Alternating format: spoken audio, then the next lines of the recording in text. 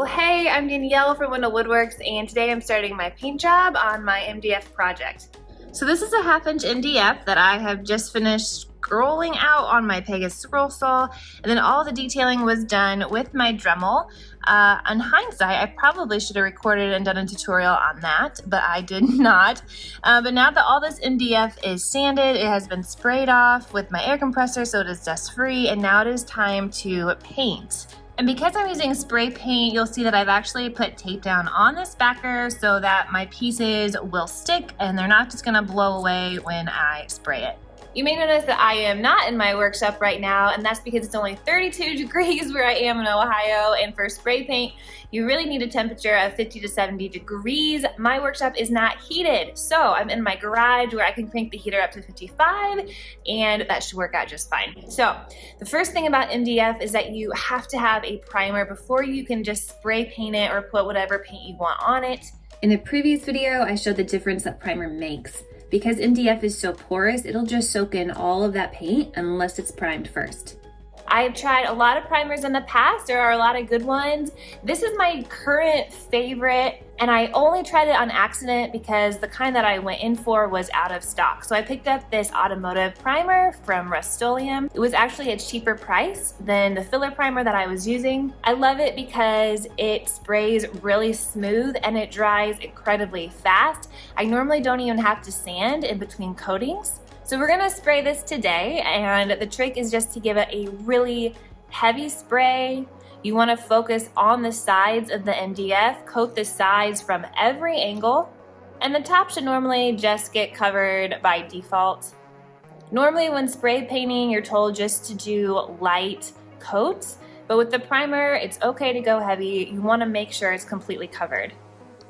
So it's been about 30 minutes and the primer is already dry to the touch, which is awesome. So what I'm gonna do now is just look around, make sure I actually hit all of the sides. There's gonna be some pieces, maybe the ones that were close together, that I'm gonna pull out. See how that wasn't completely covered on the side, and hit again. I want these all to be completely coated so that they get the best spray paint in the end. And you can tell here, I'm definitely gonna have to sand this once it's all said and done, where I didn't sand the MDF quite as smooth as I thought, and you can definitely tell. It's a lot smoother in other areas, and that's okay. So I'm gonna do a second round of primer now. Once that's all dry, then we'll go ahead and sand.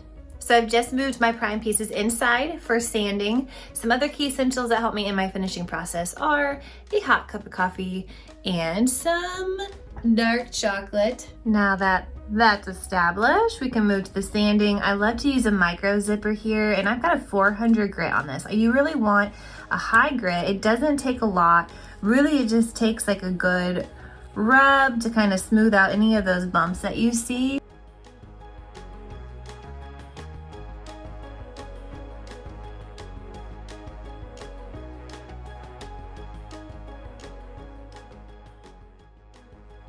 So you can see it really did not take me very long to get that surface nice and smooth again. Some people love to do one more layer of primer after this initial sanding just for an extra smooth finish.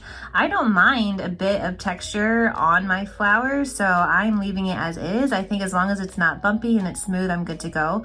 The other place that will need some sanding is typically your excess strip on the bottom.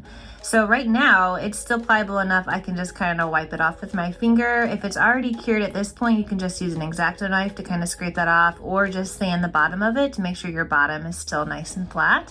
So I'm gonna go ahead and run the light sanding across all of my pieces, then they'll be ready for the next step of painting. So some people love to spray paint only when it comes to their projects, and there's a lot of cool spray paint techniques that you can use to ombre your flowers. Some people only hand paint. I actually use a combination of the two, and I always start with just the base paint color of spray. So I'm gonna do a base spray of green on the stems, a base spray of red on the poppy, yellow, black, pink, white. With a good primer base, you should only need a light spray of color. Unlike the primer, you don't want to go heavy here because your color spray paint is not sandable. And even though I plan on hand painting with acrylic, the base color will still be visible, and spraying it first really helps the colors to stand out and blend well in the next step.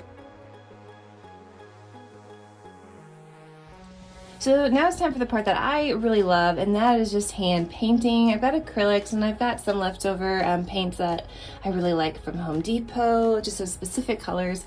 And I got a head start last night where you can see the base was red, so it was pretty easy. All I did was go in and add some accents with the acrylic. So I added some gold into the middle of the poppy. You can't really tell on this lighting, but just some light red accents to make it pop in the middle. And the same with the daisy, so I added just some beige highlights in the middle, some more gold paint to the yellow center, and it just gives it more of a hand painted look rather than just the spray paint, even though it still has a smooth finish from the good primer and base. So what I'm going to do today is go in and just hand paint these. I still wasn't sure on the color, so I just chose kind of like a light pink that will kind of blend with any color that I choose.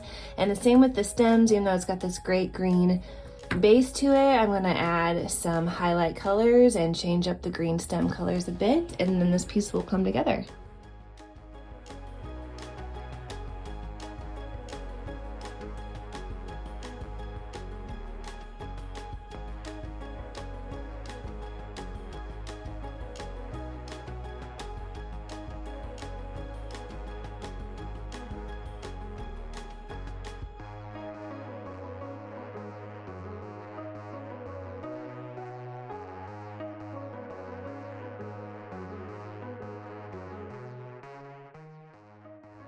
So I just wrapped up, and you can see here, you can still see the spray paint color coming through, but painting it by hand with acrylic, to me, it just gives it a more realistic effect.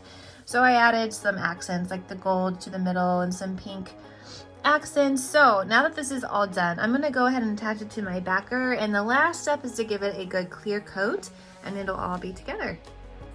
And I'm gonna finish it with this Rust-Oleum satin clear coat.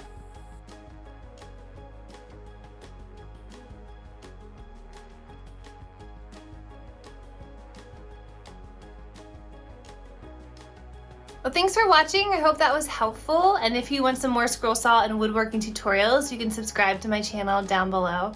Happy creating!